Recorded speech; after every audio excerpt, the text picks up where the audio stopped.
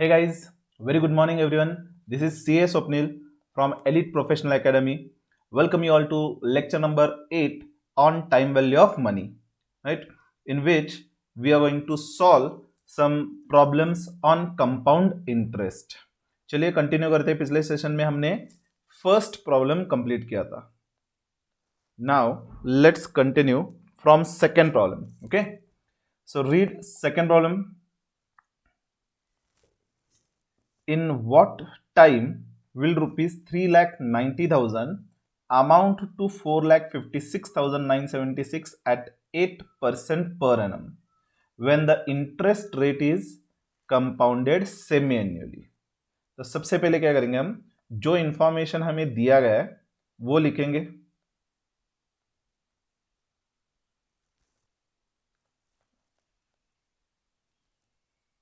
यहाँ पे मैंने समरी बनाई क्या? नहीं, ऐसी कुछ नहीं. सेकेंड एग्जाम्पल,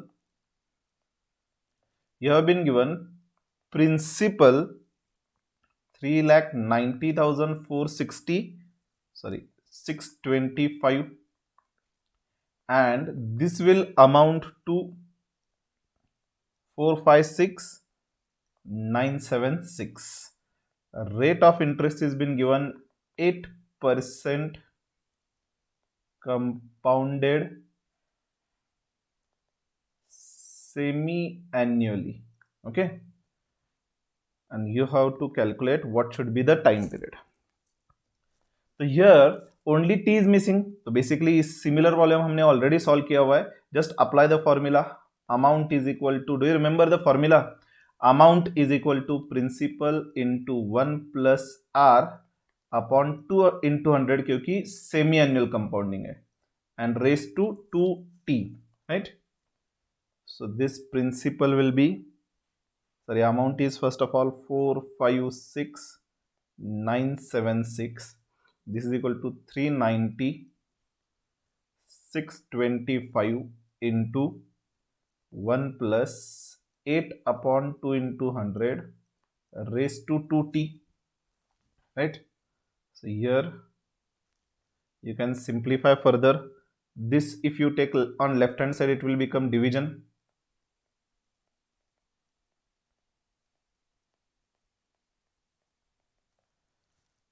1 plus 4 upon 100, ये होगा 1.04.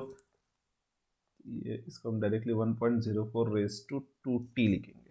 ठीक है, सो 4,56,976 डिवाइडेड बाय 390,625 कितना आएगा? 1.16986 something is equal to 1.042t, right? Now what we can do you remember, हमने ऑलरेडी डिस्कस किया था, whenever t you have to find and t power में है तो आपको क्या करना होगा, बेस में रिलेशन फाइंड करना होगा, and you have to make both the side base same. मतलब हमें क्या करना है, 1.16986 एंड 1.04 का रिलेशन क्या है देखना है. मतलब 1.04 को क्या पावर होना चाहिए so that you will be getting 1.16986. ये हमें फाइंड करना है. ठीक है, तो we have already discuss a simple method. हम क्या करेंगे, कैलकुलेटर पे लेंगे 1.04 into is equal to 1.04 into is equal to क्या आपका दोस्तों 1.0816 आ रहा है. This is second power, right? जब पहले आप इज इक्वल टू प्रेस करते हो, basically it is a square. Press again is equal to, you are getting 1.124864. ये हुआ third power. Press again is equal to, are you getting 1.16986 approximately और more accurately correct. So this is fourth power. तो क्या मैं कह सकता हूं कि 1.16986 is nothing but 1.04 raise to 4, बराबर है ना? तो यहां पे मैं इसको 1.04 raise to 4 is equal to 1.04 raise to 2t लिख सकता हूं, है कि नहीं? तो बेसिकली ऑलरेडी हमने इंडाइसिस में स्टडी किया हुआ है, जब बेस सेम होंगे तो पावर भी सेम ही होंगे. So we can write 2t is equal to 4. therefore t will be equal to 4/2, therefore t will be equal to 2 years, right? आप क्या करोगे अभी, अगर आपने नहीं लिखा है तो ये लिख लो quickly. First write down the given information. I hope this is properly visible. First write down given information जो principal है, then amount, rate of interest and time. उसके बाद just मैंने formula लिखा है and then I have substitute the figures. The only important adjustment here is this part. ये दो adjustment important थे. वैसे तो आपके क्वेश्चन में ही दिया था, बट देन एग्जाम में हर टाइम दिया रहेगा ऐसे नहीं.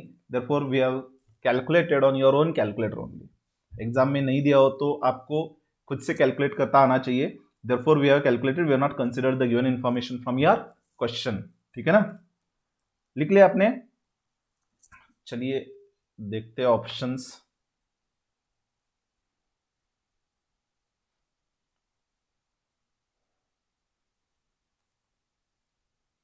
ये देखिए दिया था क्वेश्चन में, ये सिर्फ पावर होना चाहिए, ऊपर जाना चाहिए था. तो ये क्वेश्चन में भी दिया था, but then we have calculated ourselves. So answer is A, 2 years, right. So let's continue.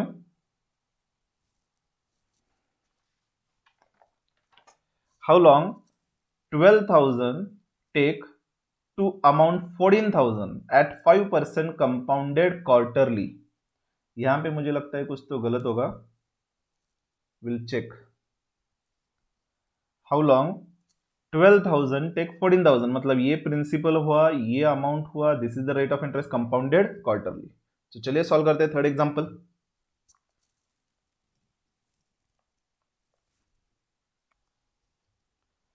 First write down given information. आपको प्रिंसिपल दिया गया है 12,000,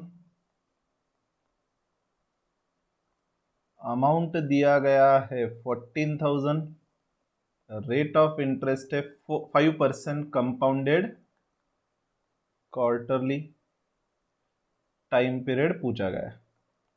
मतलब अगर आज आप 12,000 रुपए डिपॉजिट करते हो तो कब तक 14,000 वो अमाउंट होंगे when the rate of interest is 5% compounded quarterly. 5% ही था ना जी हाँ, 5% ही था compounded quarterly. तो again t is missing, so exactly same manner में हम सॉल्व करेंगे. Amount is equal to principal into 1 plus r अपन अभी 4 इंटू 100 होगा रेस टू 4t, राइट. हर टाइम ये फॉर्मूला लिखना है दोस्तों आपको, so that the formula should remain in your brain. 14,000 is equal to 12,000 into 1 plus 5 upon 400 raised to 4t, right.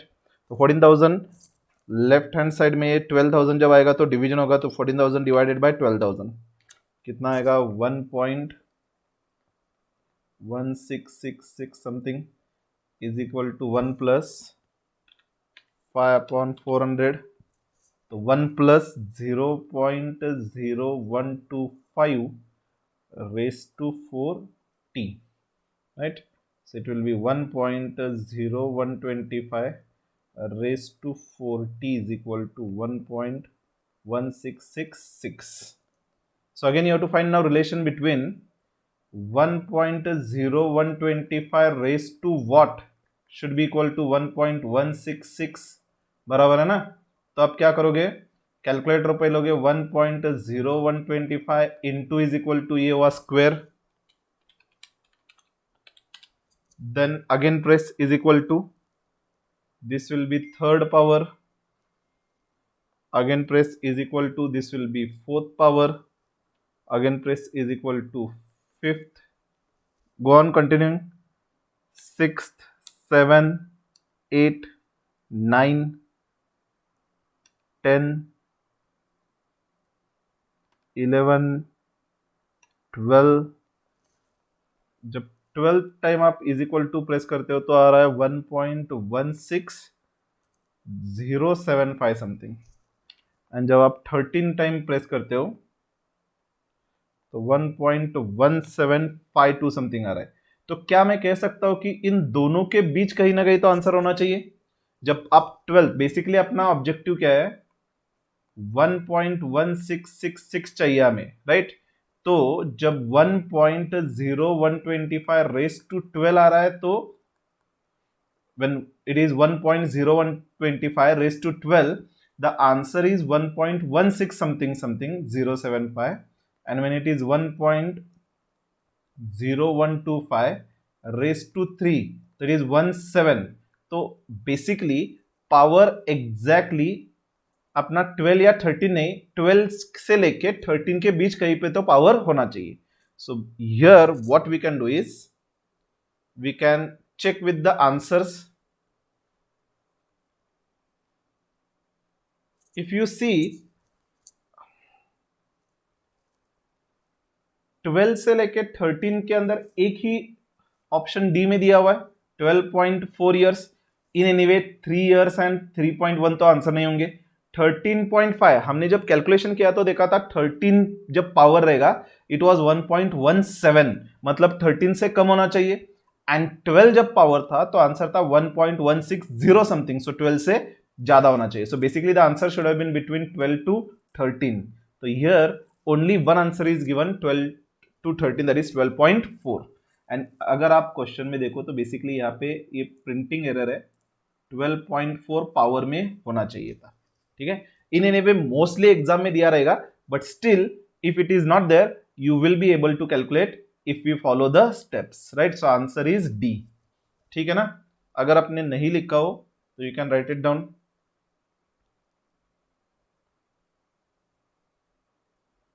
नहीं नहीं नहीं नहीं, एक सेकंड एक सेकंड, ये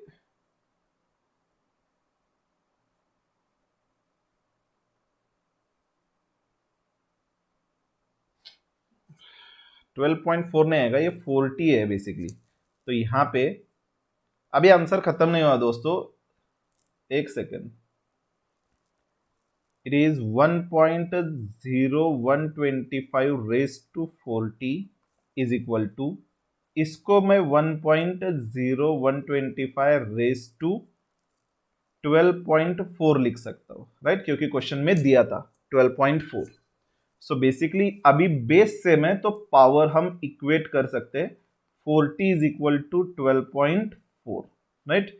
सो t will be equal to 12.4 divided by 4, so 12.4 divided by 4, so answer should be 3.1।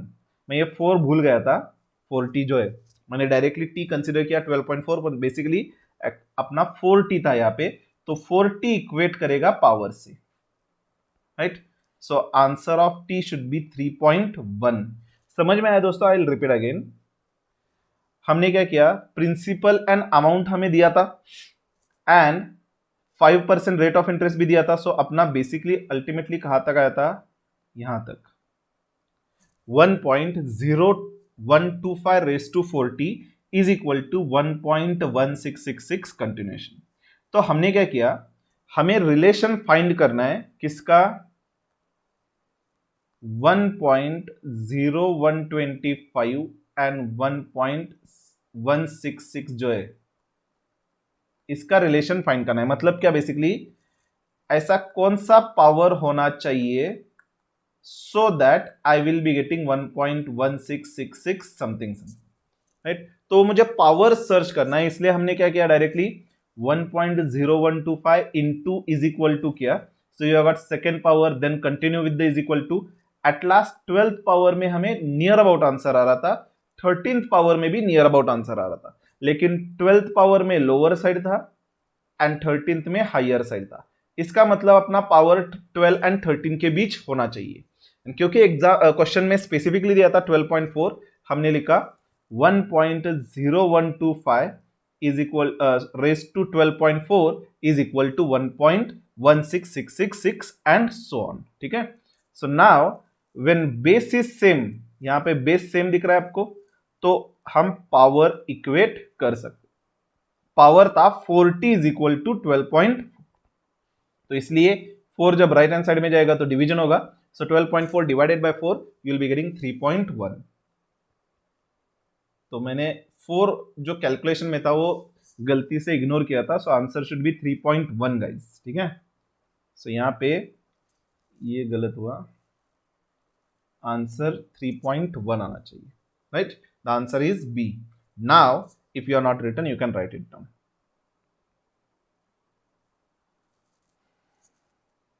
As it is given in the question, we'll be using the same, but at least by our calculation we understood that 12 and 13 के बीच आना चाहिए था। क्या आना चाहिए था? Power, ठीक है ना।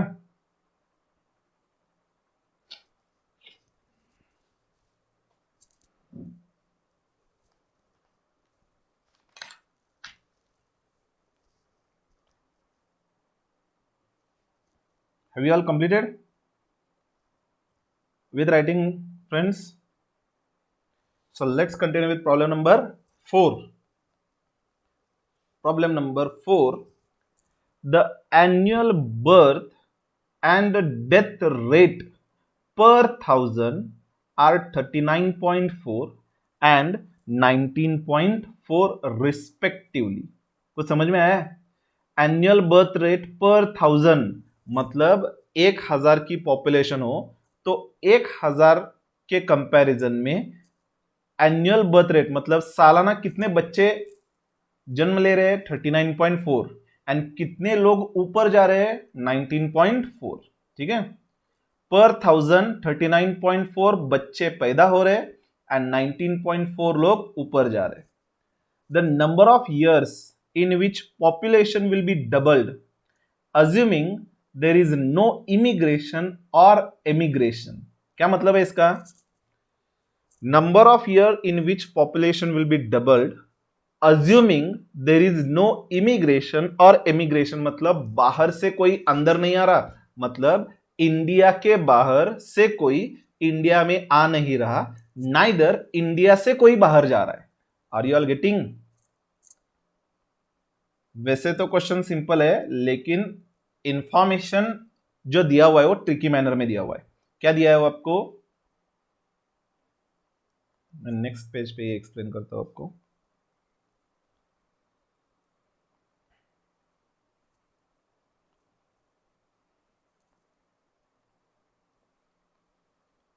अज्यूम करके चलते ये इंडिया है, ठीक है। तो एनुअल बर्थ कितना है 39.4, इतने बच्चे अपने पॉपुलेशन में ऐड हो रहे हैं, ठीक है। And annual death 19.4 and this both is पर 1000, okay। No one coming to India from outside and neither no one going, कौन सी इंक आ गई भाई? No one going out of India. समझ में आ रहा है आपको? मतलब इंडिया के बाहर कोई जाएगा नहीं एंड बाहर से कोई इंडिया में आएगा नहीं। इसका मतलब क्या है? हर साल अपनी पॉपुलेशन कितने से बढ़ेगी? 20 पर 1000। Is it correct guys? Have you understood? पहले समझो क्वेश्चन में दिया क्या है। हर साल 39.4 बच्चे पैदा हो रहे, मतलब पॉपुलेशन इंक्रीज हो रहा है अपना। एट द सेम टाइम हर साल 19.4, अभी ये मत पूछो कि 0.4 कैसे है, ठीक है। वो टोटल पॉपुलेशन के कंपैरिजन में कैलकुलेट किया है। हो सकता है 10,000 के अगेंस्ट 394 हो रहा है, सो पर 1000 39.4। ऐसे 0.4 बच्चा कोई आएगा नहीं एंड 0.4 लोग कहीं ऊपर जाएंगे नहीं, but then this is the information given. तो हर साल 39.4 से पॉपुलेशन इंक्रीज हो रहा है, एट द सेम टाइम 19.4 से कम भी आ रहा है। तो बेसिकली 20 से पॉपुलेशन क्या हो रहा है अपना? इंक्रीज हो रहा है। So you can write over here increase in population, right. Now per 1000 and no one is coming out of India, coming in India neither going out of India. तो बेसिकली हर साल अपना पॉपुलेशन राइज कितने amount से हो रहा है? 20 amount से राइज हो रहा है, ठीक है। तो क्या मैं कह सकता हूं रेट विल बी 2%? क्वेश्चन क्या पूछा है आपको कि पॉपुलेशन डबल होनी चाहिए, पॉपुलेशन डबल होने के लिए how much time is required. तो हर साल पर 1000 अगर 20 से इंक्रीज हो रहा है तो डबल होने के लिए पॉपुलेशन कितना टाइम लगेगा। अब हियर पर 1000 यहां पे लिख लेता हूं properly, if increase in population per 1000 is 20 कैसे कैलकुलेट किया 39.4 minus 19.4, then increase in population per 100 is 2, that is rate is 2%। अगर मैं इस पॉपुलेशन को हटा के अपने जो नॉर्मल ट्रांजैक्शन है बैंक में अकाउंट जैसे उसको कंसिडर करूं तो बेसिकली आप अकाउंट में डिपॉजिट अगर 100 कर रहे हो तो 200 होने के लिए कितना टाइम लगेगा, when the amount is increasing by 20 पर 1000, मतलब 1000 के लिए अगर 20 तो 100 के लिए कितना 2, it means rate of interest is how much 2%। Are you all getting guys? पहले ये समझ लो क्योंकि क्वेश्चन तो वैसे सिंपल है लेकिन आपको यहां पे डायरेक्टली कुछ दिया नहीं है, इनडायरेक्टली दिया हुआ है birth rate and death rate से। तो सालाना अगर 20% इंक्रीज हो रहे इसका मतलब फॉर 1000 हम ये कह सकते हैं कि rate of interest is 20, then for 100 rate of interest will be obviously 2। Proportionate कर रहा हूं मैं यहां पे, so r I have got 2। क्योंकि पॉपुलेशन डबल होनी चाहिए, I will assume principal as 100, then amount will be equal to 200। मतलब मैं अज्यूम कर रहा हूं कि इनिशियल पॉपुलेशन अगर 100 हो तो आफ्टर सम टाइम, जो टाइम हमें कैलकुलेट करना है, पॉपुलेशन कितनी होनी चाहिए 200, and when rate of interest is 2%, and when nothing is been given always it will be annual compounding guys, isn't it right? So basically now we have got all the data in this simple manner, so we can apply the formula. Amount is equal to principal into 1 plus r upon 100 raised to t. So amount 200 is equal to 100 1 plus r 2 by 100 raise to T. So ये जो 100 left hand side में जाएगा तो division होगा, so 2 is equal to 1 plus 0.02 raise to T, so 2 is equal to 1.02 raise to t. बराबर है ना? अभी आपको क्या करना है, क्वेश्चन में तो कुछ मेरे ख्याल से दिया नहीं है, वो दिया है क्या? नहीं, वो जो पिछले प्रॉब्लम में आंसर दिया था आपको डायरेक्टली वो दिया नहीं है। तो आपको क्या करना है, रिलेशन फाइंड करना है 2 के बीच एंड 1.02। इसका मतलब 1.02 को क्या पावर होनी चाहिए टू गेट द आंसर 2। तो therefore I can replace 2 with 1.02 raise to something. So directly क्या करो, 1.02 कैलकुलेटर पे लो, press into is equal to, ये हुआ क्या स्क्वायर, ठीक है? तो काउंट करो ये second. Now go on pressing is equal to till the time you will be getting approximately equal to 2। So second हुआ ना, third, fourth, fifth, sixth, seventh, eighth, 9, 10, 11, 12, 13, 14, 15, 16, 17, 18, 19, 20, 21, 22, 23, 24, 25, 26, 27, 28, 29, 30। कब तक देखना है आपको? 2 आना चाहिए आंसर कैलकुलेटर पे।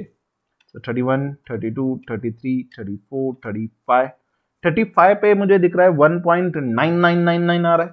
इसका मतलब 1.02 raise to 35 is equal to 2। So 2 की जगह में 1.02 रेस टू 35 लिख सकता हूं, that is equal to 1.02 raise to t। Therefore t will be equal to 35। बराबर है ना। एंड ये आंसर आप कैसे कैलकुलेट कर सकते हैं, तो आपको तो आंसर में दिया हुआ था 4, 35, 30, 25, डायरेक्टली आंसर चेक करके देख सकते हो ना।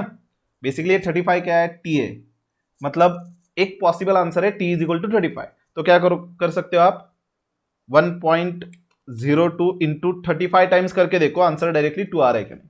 ठीक है, हमने भी सिमिलर किया, but then you can check with the given answers as well. So I guess this question is clear now, so answer is A. एक और शॉर्टकट मेथड भी है, अगर आपको याद हो तो मैंने आपको कहा था whenever amount is getting double and rate is compounded annually, तो डायरेक्टली आप टाइम कैलकुलेट कर सकते हो by using one of the simple formula 0.35 plus 69 upon R. तो आइए देखते हैं इससे भी सेम आंसर आ रहा है कि नहीं। ये 0.35 एंड 69 कांस्टेंट रखना है आपको। So 0.35 plus 69 divided by R कितना था, 2% था। So as it is will write 2। So 69 divided by 2 plus 0.35, approximately कितना आ रहा है, 34.85। तो जब आप आंसर में देखोगे most closest is 35 only, so will be getting the answer 35। ये भी शॉर्टकट मेथड है, एग्जाम में अगर टाइम कम हो तो you can use this method, लेकिन उसके लिए कंडीशन क्या है गाइस, ये कंपलसरी होना चाहिए। ठीक है ना। सो now what you can do is you will write all this things. अगर आपको ये डायग्राम निकालना हो तो निकाल सकते हो, मान के चल रहे हो ये इंडिया है, ठीक है। ये नीचे का पार्ट सिंपल है, ऊपर का सिंपल नहीं है, इसलिए मैंने बिलो पार्ट लिखा है। So write down.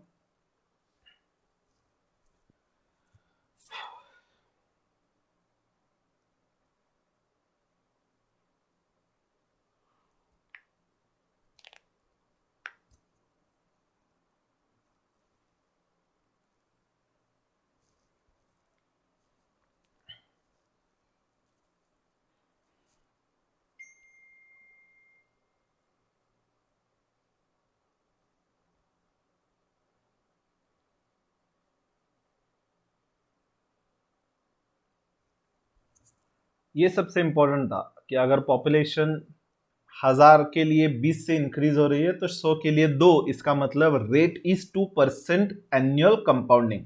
हर साल पॉपुलेशन 2 से इंक्रीज होगी फॉर 100, मतलब शुरुआत में अगर 100 हो तो नेक्स्ट ईयर में कितनी होगी पॉपुलेशन, 102। नेक्स्ट ईयर में कितनी होगी, 102 प्लस 2%, राइट। 104 नहीं होगी, क्योंकि नेक्स्ट टाइम 2% से जब ग्रोथ होगी तो 102 के ऊपर 2% से ग्रोथ होगी।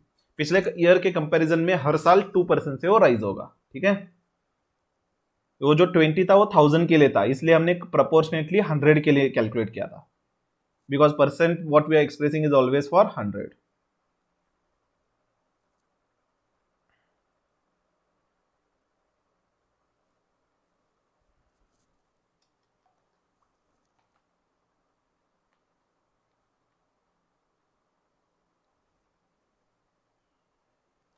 Have you all written, guys? This was problem number 4th. Okay. Mark it as important. Basically, ये शॉर्टकट मेथड भी लिखा नहीं हो तो लिख लो आप।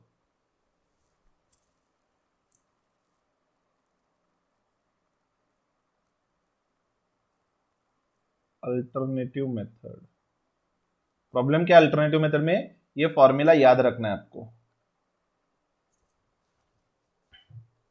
तो आपके ब्रेन में और जगह करनी होगी आपको ये याद रखने के लिए। अगर ये फॉर्मूला याद नहीं करना तो आप जो हमने अर्लियर मेथड से सॉल्व किया, ये ऊपर वाला, उस तरह से सॉल्व कर सकते हो, ठीक है। चलिए कंटिन्यू करते हैं।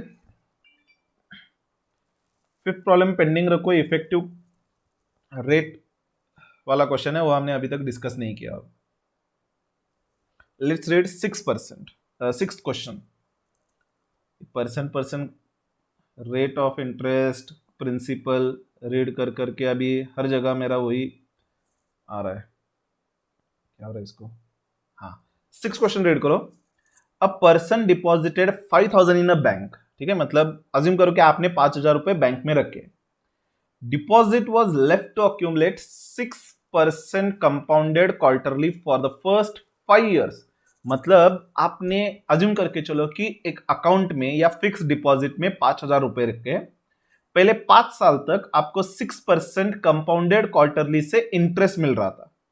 उसके बाद 5 साल के बाद बैंक ने रेट ऑफ इंटरेस्ट बढ़ा दिया, 8% कंपाउंडेड सेमी एनुअली किया, ठीक है, मतलब वो 8% करके सेमी एनुअली उन्होंने किया फॉर द नेक्स्ट 8 years, आगे जाके 8 years तक उन्होंने 8% से दिया हुआ है। The compound amount at the end of 13th year।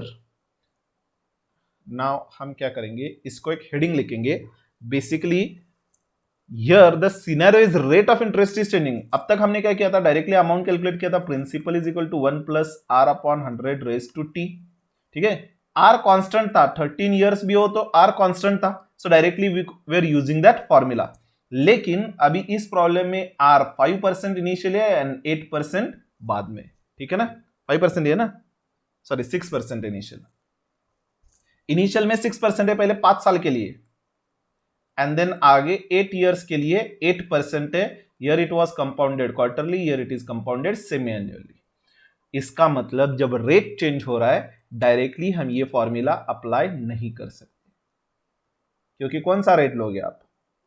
So basically what will do, first will write down the formula and then will discuss basically what that the formula mean. तो इस concept का नाम लिखो, हमने नाम दिया वैसे successive interest rate.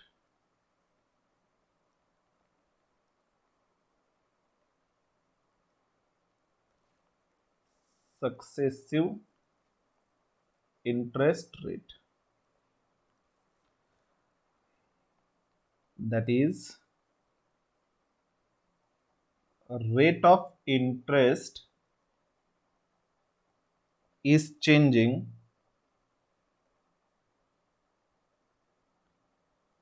over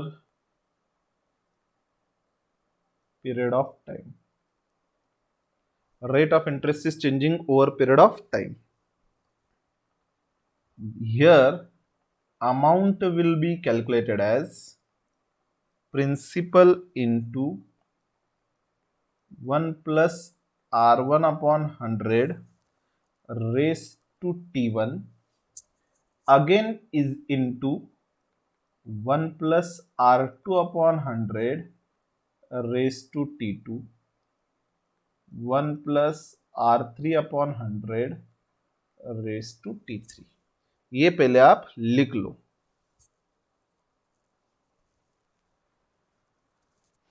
जितने साल तक वो रेट चेंज होगा उतने साल तक हम ये मल्टीप्लाई करते जाएंगे।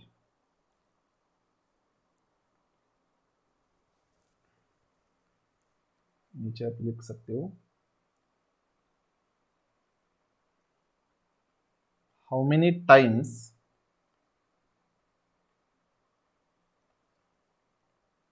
rate changes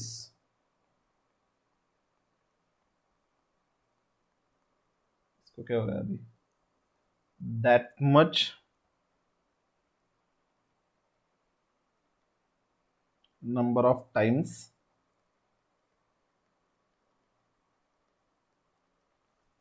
कंसिडर करना है। पहले लिख लो, then I will explain what do you mean by this formula. वैसे तो फॉर्मूला कुछ अलग है नहीं, मैं एक्सप्लेन करता हूं आपको। First write down this much.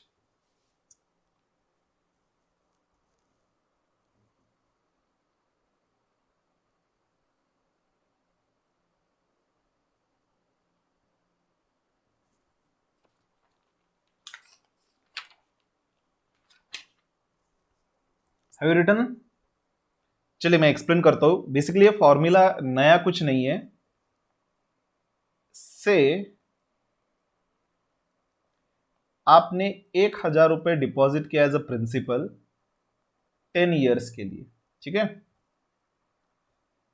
Rate of interest was 10%। तो बेसिकली कंपाउंड इंटरेस्ट में हम क्या करते हैं, ईयर 1 में 1,000 इंटू 1 प्लस आर मतलब 1.10, ठीक है ना, या हम ये कह सकते हैं इसको रेट ऑफ इंटरेस्ट हम कैलकुलेट करेंगे 10% तो कितना आएगा 100। तो आपके अमाउंट में डिपॉजिट कितने होंगे 1100 कैसे, प्रिंसिपल 1000 एंड पहले साल का इंटरेस्ट 100। अभी ईयर 2 में जब आप कैलकुलेट करोगे तो 1100 पे 10% कैलकुलेट करोगे 110, right, and year the amount will B 1210। तो हम मल्टीप्लाई जो 10% कर रहे हैं वो किसके ऊपर कर रहे हैं 1100 जो है ये प्रिंसिपल प्लस इंटरेस्ट, बराबर ना। एंड प्रिंसिपल प्लस इंटरेस्ट मतलब कैसे कैलकुलेट किया था हमने, प्रिंसिपल इंटू 1 प्लस आर ही तो कैलकुलेट किया था। अगर आप डायरेक्ट कैलकुलेट करो तो 1000 इंटू 1.10 1100 ही तो आ रहा था ना। तो हियर बेसिकली यहाँ पे अमाउंट किस तरह से कैलकुलेट कर रहे थे, प्रिंसिपल इंटू 1 प्लस आर, ये हुआ first year amount at the end of first year. तो दूसरे साल जब इंटरेस्ट मिलेगा तो total 1 plus R on this total amount will be getting, ये हुआ second year, again third year 1 plus R, again fourth year 1 plus R and so on. इसलिए हमने फॉर्मूला लिखा था principal is equal to amount is equal to principal 1 plus R raise to T. ये तो अपना normal formula हुआ, ठीक है ना। Now try to understand but this concept कि 1 plus R 1 plus R 1 plus R जितने साल के लिए हम डिपॉजिट कर रहे उतने साल तक हम मल्टीप्लाई कर रहे हैं, इसलिए डायरेक्टली हम टी पावर को रख रहे थे, ठीक है ना। Now the rate is changing, suppose same example, आपने 1000 रुपए 10 इयर्स के लिए रखा था, in which first 6 years the rate was से 8% एंड नेक्स्ट इट वॉज 7%। तो अभी क्या होगा 1000 इंटू 1.08 1 प्लस आर 1.08, अगले साल second year, third year 1.08, fourth year 1.08 and fifth year 1.08। 1.08 क्या है, ये तो मैं 1 प्लस आर ही लिख रहा हूं,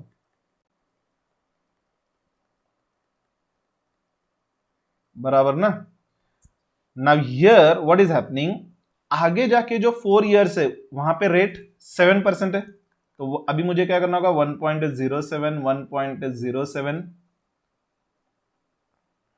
1.07 1.07, यहां पे R1 R1 R1 and 1 plus R2 1 plus R2 1 plus R2 and 1 plus R2 लिख रहा हूं। समझ में आ रहा है दोस्तों, जब रेट चेंज हो रहा है बेसिकली हम कैलकुलेट क्या करते हैं 1 plus R how many number of times the T is. So directly हमने टी को पावर में रखा था, बराबर है ना। सपोज से 2 इंटू 2 इंटू 2 अगर हो तो डायरेक्टली हम 2 3 लिख सकते हैं 2⁻3। तो यहां पे 10 साल तक अगर था तो 10 टाइम्स हम 1 प्लस आर से मल्टीप्लाई करेंगे, सो पावर में हम डायरेक्टली 10 लिख सकते हैं।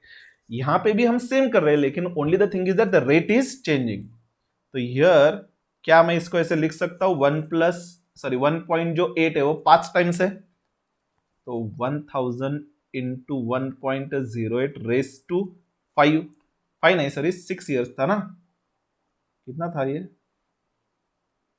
यानी कि एग्जाम्पल में क्या लिया था 6 इयर्स तक लिया था, तो एक और 1.08 होना चाहिए यानी यहाँ पे 6 होना चाहिए। एंड देन 1.07 रेस टू 4, ये 4 बार है, बराबर ना।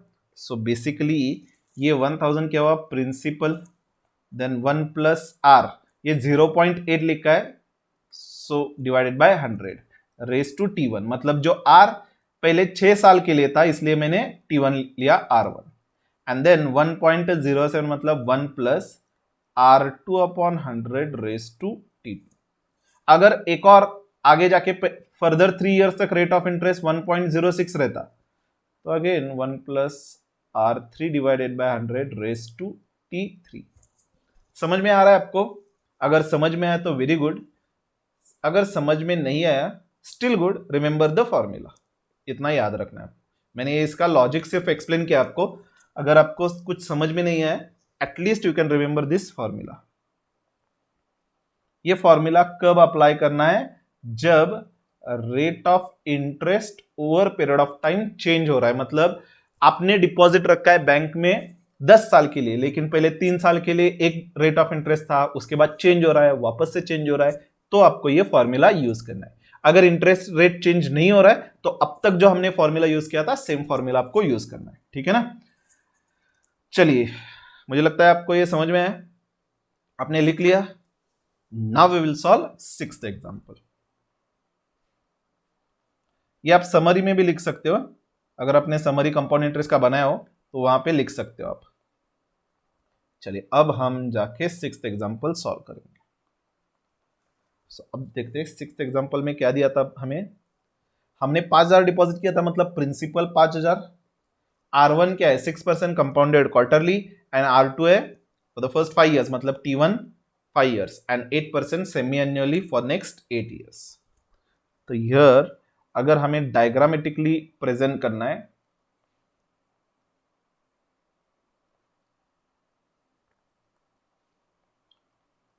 प्रिंसिपल 5,000, पहले 5 years, R 6% compounded quarterly, and यहाँ पे मैं टोटल 13 years लिख रहा हूं, मतलब ये हुआ 8 years। यहाँ पे R 8% compounded semi annually. So principal 5,000, R1 6% compounded quarterly, and T1 कितना है 5 years, then R2 8% compounded semi annually, and T2 कितना है 8 years।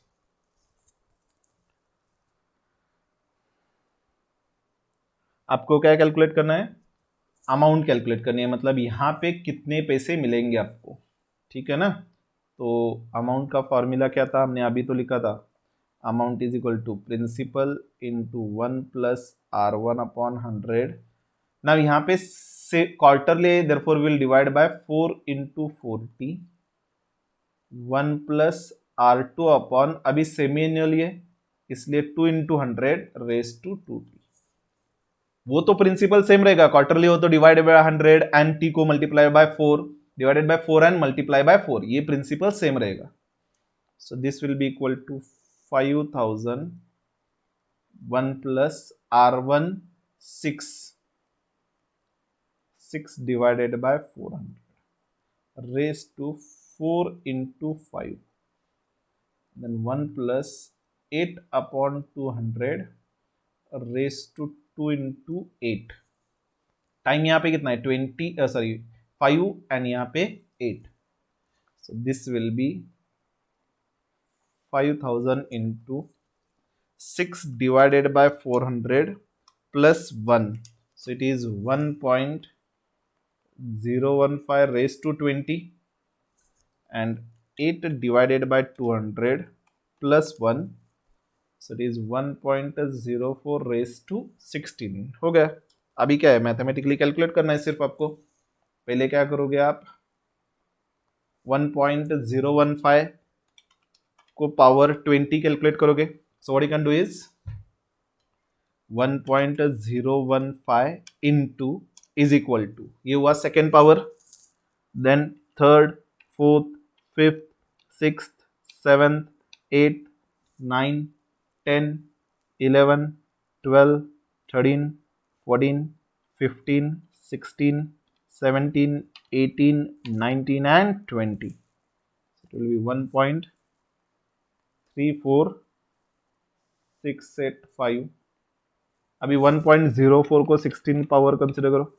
सो पहले जब आप 1.04 into is equal to press करोगे, counted as 2 because it is second power. So 2, 3, 4, 5, 6, 7, 8, 9, 10, 11, 12, 13, 14, 15, 16। So 1.87290 something, 298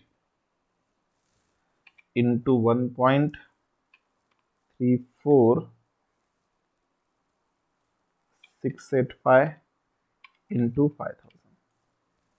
So approximately you'll be getting 12,613 this will be the compound amount, मतलब total 13 साल के बाद जो आपने 5,000 डिपॉजिट किया था उसके अगेंस्ट कितना मिलेगा आपको 12,713, 12,613. So hope so you understood this. So what you can do is write it down.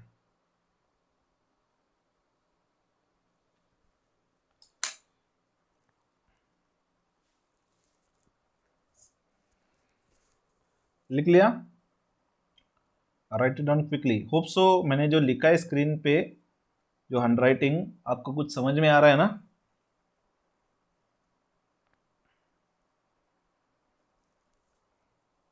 Have you all written, guys? So let's proceed. Continue करें. चलिए, अगर आपने कंप्लीट नहीं किया तो what you can do is, you already know, pause the video, complete this and then continue. Will proceed now. 7th example. हाँ, इसका answer देना भूल गया. Answer should be B, that is 12,613, right? So 6th answer B. आपके answer में वहां पे वो जो ऑप्शन है वो भी लिखते चलो. चलिए 7th क्वेश्चन रीड कर लेते हैं. अंशुल्स father wishes to have 75,000 in a bank account, okay, when his first college expenses begin. How much amount his father should deposit now at 6.5% compounded annually if Anshul is to start college in 8 years hence from now. बहुत ही simple example है. जैसे आप simply imagine कर सकते हो कि आपको अभी से 8 इयर्स की जगह 4-5 साल लगने वाले सीए कंप्लीट करने में, 4 साल या 4.5 साल या 5 साल जो भी है. तो 5 साल के बाद आपको सपोज एक 10 से ऑफिस के लिए 1 लाख 5 लाख कुछ ना कुछ तो अमाउंट चाहिए. रेट ऑफ इंटरेस्ट अभी मार्केट का है 6.5% कंपाउंडेड एनुअली. तो आपको आज कितने पैसे सेव करने? सिंपल एग्जांपल है. वैसे तो होमवर्क देना चाहिए लेकिन हम पहले कंप्लीट कर लेते हैं. रहने दो होमवर्क, आप यहाँ पे ही सॉल्व करो. क्या दिया है आपको? आज आपको एक अमाउंट डिपॉजिट करनी, कितनी है वो कैलकुलेट करनी है हमें. कितने साल के बाद? 8 साल के बाद आपका ऑब्जेक्टिव है कि यहाँ पे आपको 75,000 मिलना चाहिए. So this is an amount. Rate of interest is been given to you. कितना है? 6.5% ना. 6.5% कंपाउंडेड एन्युअली. कैलकुलेट करना है आपको क्या? प्रिंसिपल. डायरेक्टली फॉर्मूला अप्लाई करो. All the things are been given. पहले एक बार वापस से गिवन इंफॉर्मेशन लिखते हैं.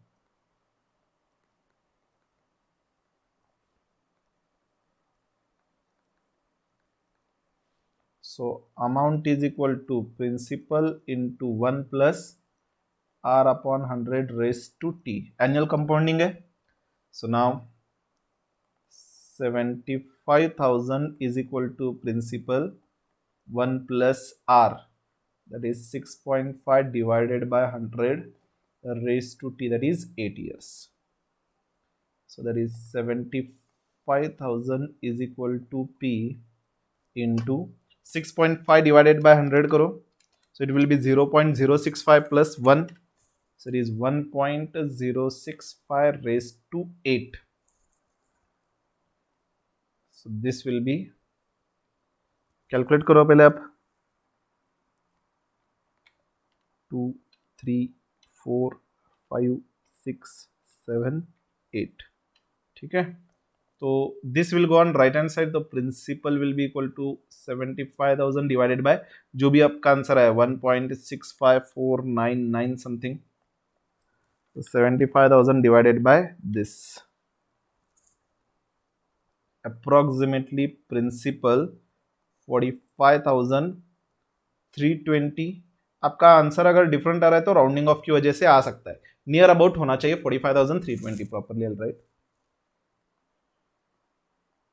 मतलब 8 साल के बाद अगर आपको 75,000 रुपीज चाहिए तो आज आपको 45,320 रुपीज डिपॉजिट करने होंगे. ठीक है. So the principal is 45,320. Hope so you are written this. If you are not written, write it down quickly.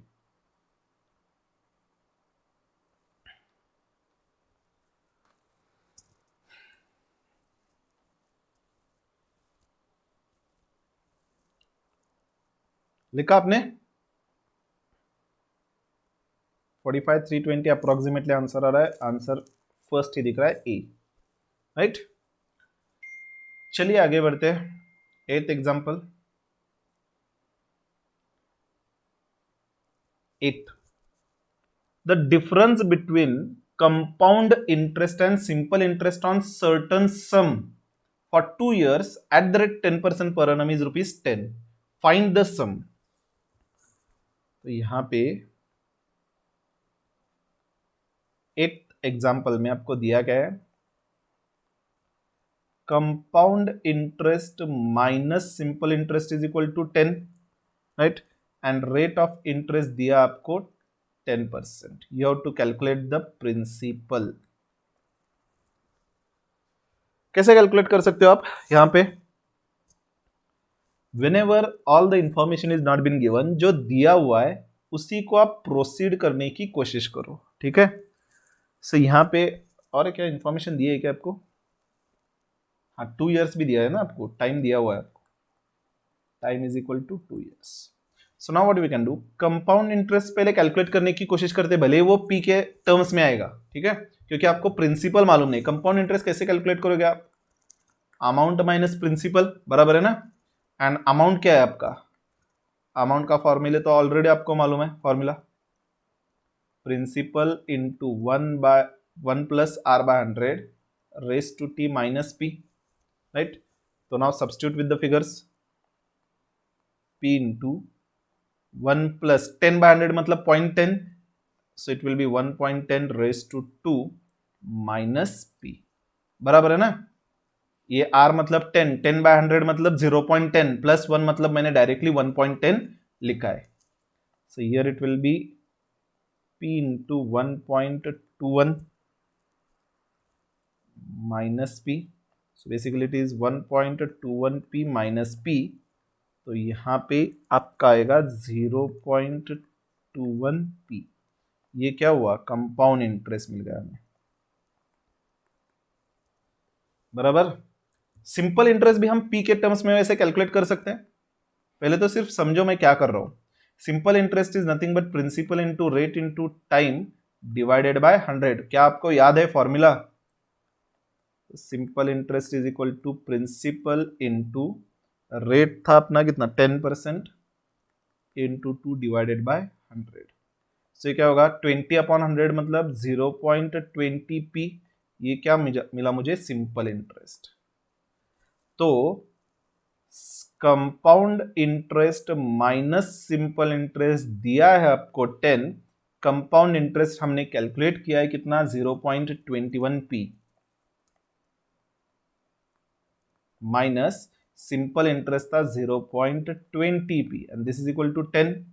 So this will be 0.01 p is equal to 10. So p will be equal to 10 divided by 0.01. So principal आ रहा है आपका 1000. बस इतना ही तो पूछा था हमें, principal ही calculate करने के लिए पूछा था ना. हो गया आंसर, इतना ही था हमें कैलकुलेट करने के लिए. So write it down first this much.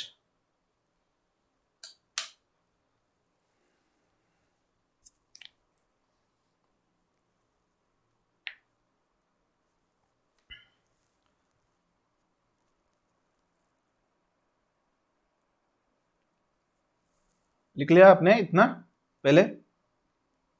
Compound interest and simple interest हमें दिया हुआ है, इसलिए हमने कंपाउंड इंटरेस्ट सेपरेटली कैलकुलेट किया, सिंपल इंटरेस्ट सेपरेटली कैलकुलेट किया. So what we have done, first step compound interest calculate किया. स्टेप 1 में हमने जो ऑब्वियसली आएगा पी के टर्म्स में, क्योंकि हमें पी मालूम नहीं है. So we have got this, ठीक है. This was the first working. Complete किया इतना अपने ना. सेकेंड, ये simple interest.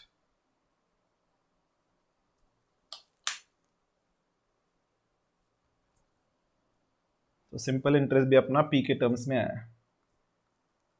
And then third given basis पे हमने कैलकुलेट किया है. So write down second third working.